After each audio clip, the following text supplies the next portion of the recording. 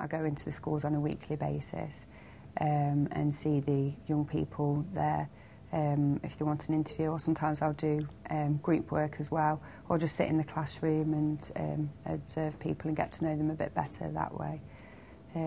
So basically what I'm there to do is help the young people plan for their future and go through transition.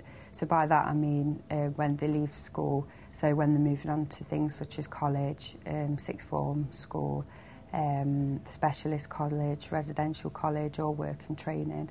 I can help with those kind of things. I'll be in contact with the young people from year 9 and I'll attend their transitions review and they'll be introduced to the Connexions service and then I'll see them on a regular basis at school, or I can go and see them at home.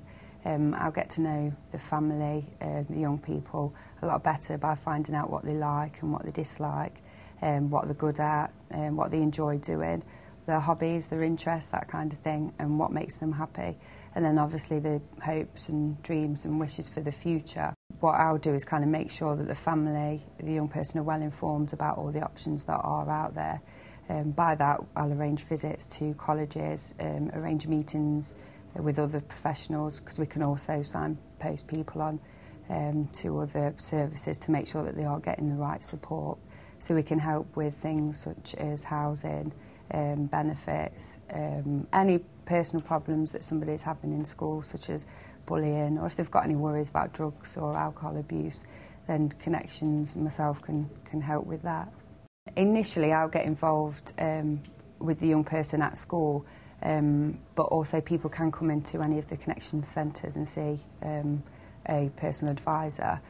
So if somebody is at school at the moment, then they will get a Connexions Personal Adviser at year 9. There's also an online service, so people can get information or advice online with Connexions. A lot of young people in the future obviously want to become as independent as possible. So that includes things as like doing laundry and cooking and living independently as possible. So there are schemes out there such as like supported living, independent living, and what we can do is work out what it is the person wants to achieve, and then perhaps work with other professionals such as a DPAC worker who's also part of our team now, and we can look at options out there and go through the motions. And it's also things that through those kind of schemes they can access other things of, you know, just going down to the pub, going bowling, day-to-day activities, and going to college, and independent travel as well is also an important part of everyday life. My name is Victoria Louise Deacon, I'm 22. My Connexions Advisor Kate helped me get into WhatNext College, and I like cooking, food service. I like living in this house with 3 other girls.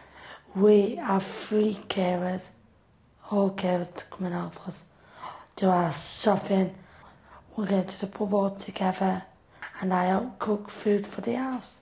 And we all do washing up and the house jobs in the evening before we go out to different places. Get to know parents as well, and families or carers, whoever's involved really with that person's life, and play an important part. Obviously, being a Disability and Inclusions PA, we do get to know parents very well, because sometimes, you know, the decision, you know, it's up to them also. So they want to make sure that they've made an informed decision, and quite often the visits that we go on, parents will come along as well and be involved, or if there's any carers as well involved, then they'll often come along. So it's quite important that we, you know, have a good relationship with families as well. The best thing really is, what I do like is getting to know the young people, and I think we're quite lucky because we get to spend a lot of time with the young people in their environment, so we kind of fit in to the school role and do activities as well, and getting to know the families, that's really good. And so it can be really rewarding when you've seen someone from the start of the year and problems that they had, and then see how far they've got at the end of the year and achieved their goal, and you kind of see the whole thing, the whole process through really, and it's really rewarding, that is.